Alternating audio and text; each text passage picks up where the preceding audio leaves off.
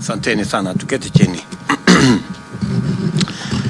Thank you very much, Rigathi Gachagua, Deputy President, the Chairman of Capital Markets Authority, the Chairman of Nairobi Stock Exchange, captains and leaders of industry,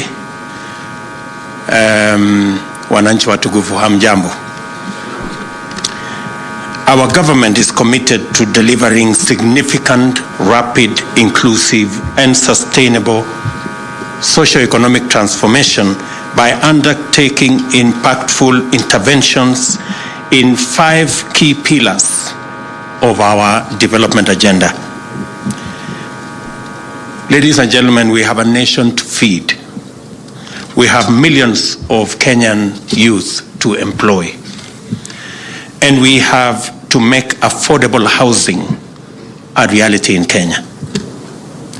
We need a healthy nation of 50 million strong, happy citizens in good health. It is time for Kenyans to enjoy universal health coverage that invests in promotive and preventive interventions besides curative treatment.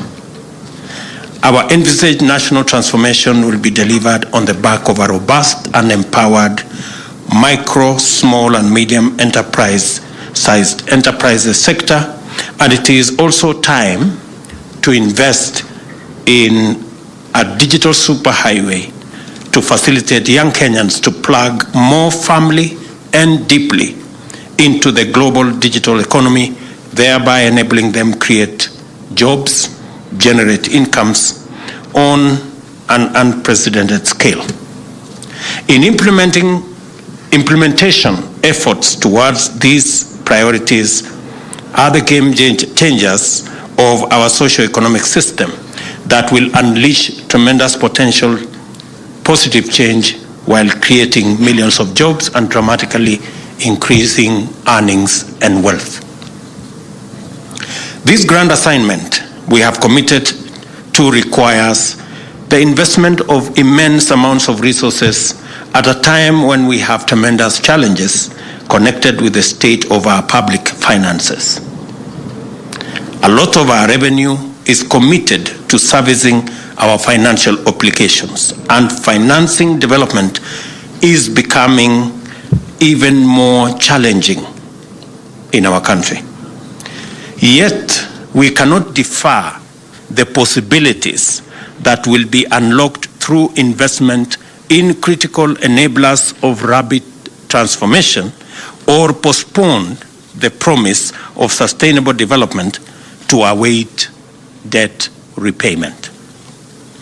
As part of the strategic configuration of our way forward, my administration intends to not only focus on strengthening and deepening our capital markets to become an alternative source of development capital, but also an alternative form of investment to most Kenyans.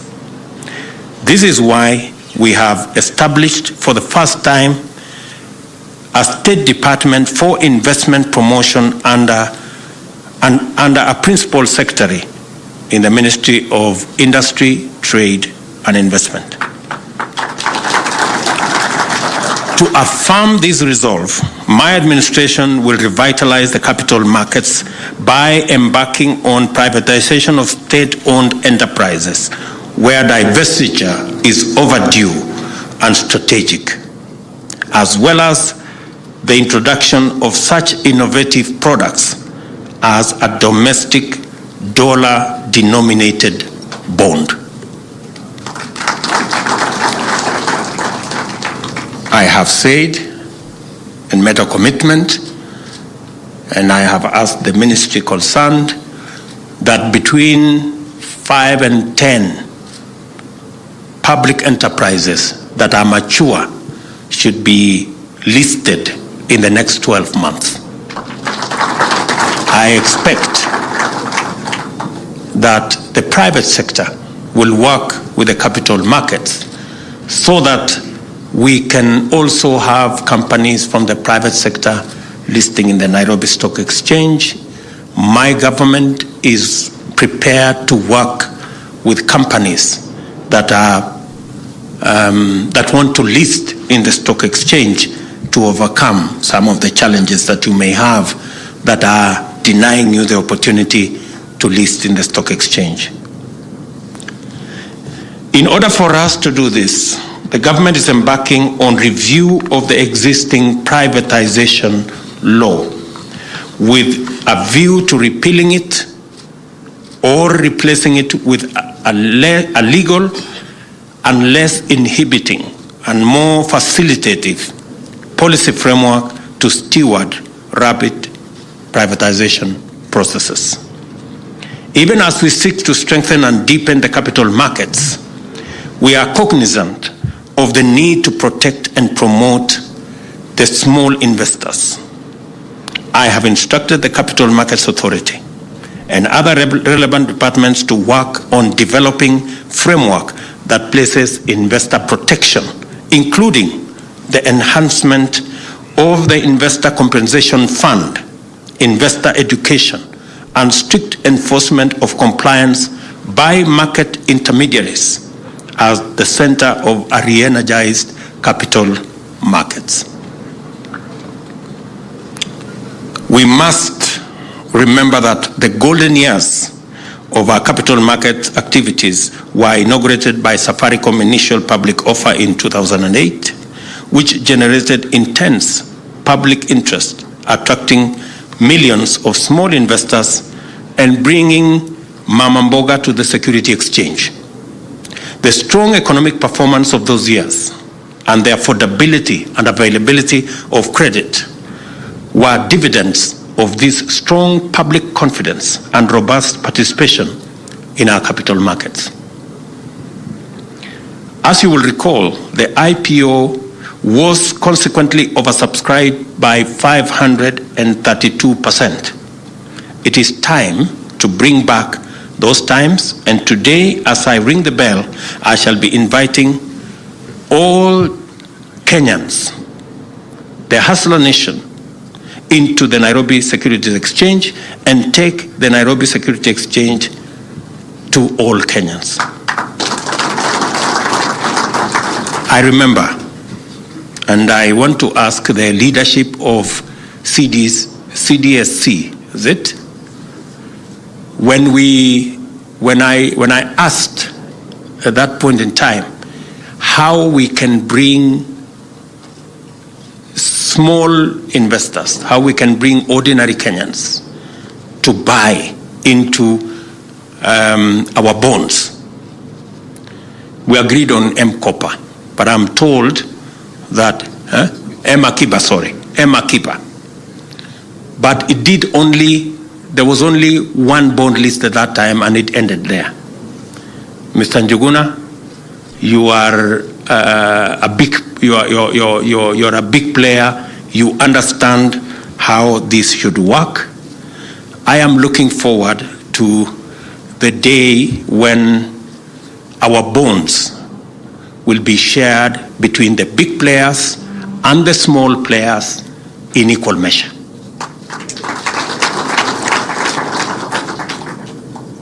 I want to ask, and I must congratulate our banks. They have stood with us. Whenever we went to the market with our bonds, they have supported us. They've always been there. But I also want to ask that we bring the other Kenyans into that space. We all agree it's a profitable space. It's not always you get interest of 10%, 12% guaranteed by government. You're doing well. I mean, the banks are doing well. Let's be honest. But the small people are not doing well. You know, they are getting 2%, 1% for the money they save in our banks. I think it's only fair that we begin the journey to even our returns. Let us even the returns. Because Bottom-up is about not leaving anyone behind. Let's move together. It's the best way to grow the economy. Inequality breeds suspicion. The more we create an unequal society, the dangerous it becomes. We should proactively, deliberately work together towards minimizing and reducing inequalities in our society by making sure that we democratize opportunities for wealth creation. Let me repeat it again. I am saying we must work deliberately to equalize opportunities and democratize opportunities for wealth acquisition by making sure that we democratize opportunities for each and every one of us to get a slice of the cake. Additionally, my administration has set out its commitment to promote the public-private partnership framework as yet another preferred mode of development financing, which we intend to rely on in mobilizing necessary funding for investment in diverse sectors, including roads, housing, water, energy, ICT, and agriculture. This renewed commitment to the growth of capital markets, inbuilt with well-developed modalities that provide clear and effective exit mechanisms for our public-private partnership investors, should serve as the highest assurance from my administration to investors that their investments are safe and that their investment decisions in Kenya are made in a predictable, coherent, and stable environment. I want to persuade you that the growth of the capital market has to be a shared agenda of my government and the private sector.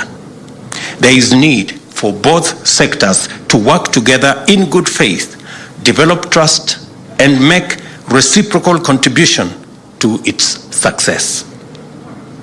It is my hope and desire that the private sector will reciprocate the government efforts to accelerate privatization and develop our capital markets by offering more privately owned enterprises for listing at the Nairobi Securities Exchange as part of their contribution.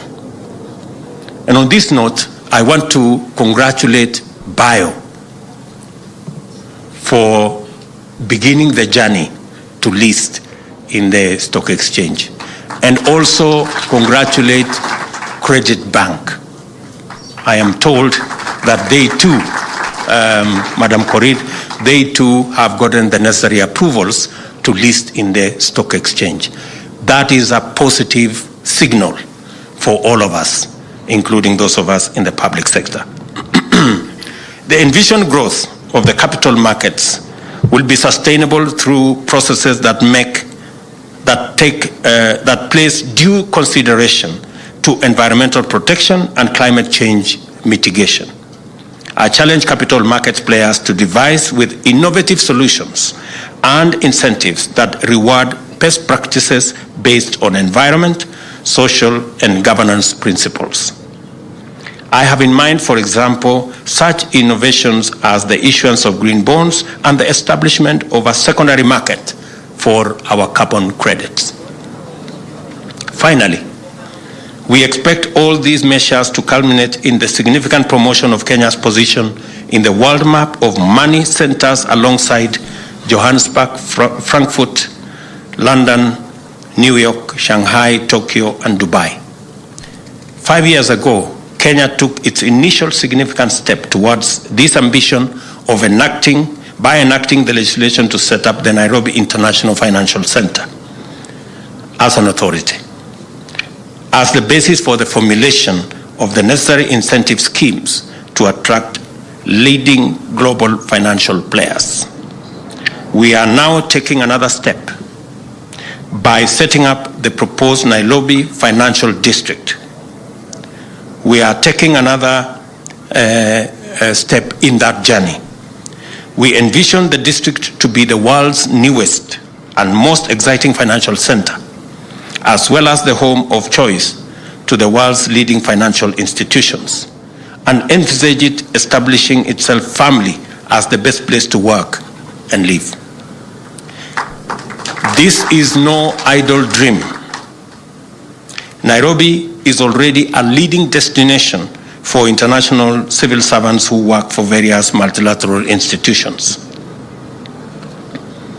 I call upon the private sector to support and participate in the Nairobi Financial District, which will be set up as the gold standard for our public-private partnership program. We have a plan to transform Kenya. We have the commitment and the political goodwill to do what it takes to actualize it. We have a thriving private sector and a capital market that holds great promise. This moment is pregnant with wonderful possibilities, and we must deliver them together.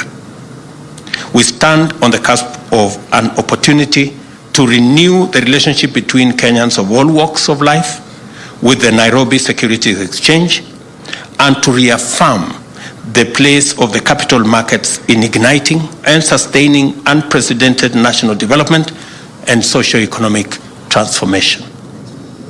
Today, therefore, I'm delighted to ring this bell and to usher in a new era of inclusive transformation possibilities, spanning the public and the private sector, involving all from the bottom up.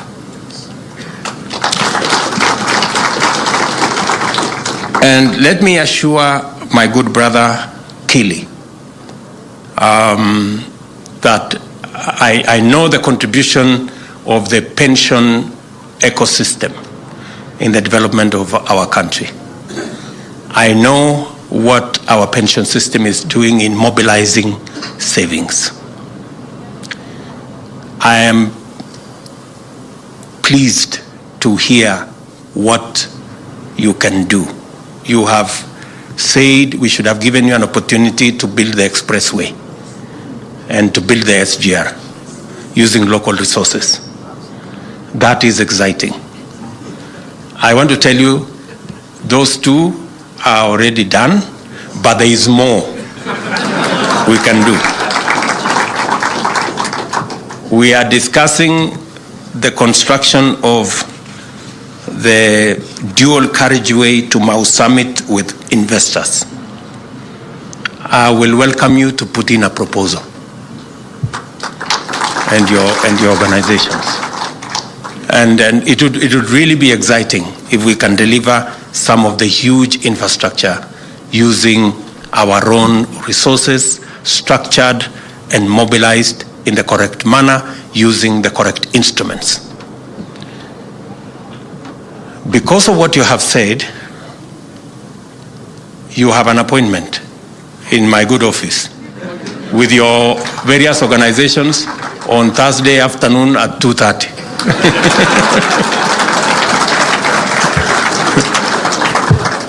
Because that conversation you want us to have, I have also been looking forward to it.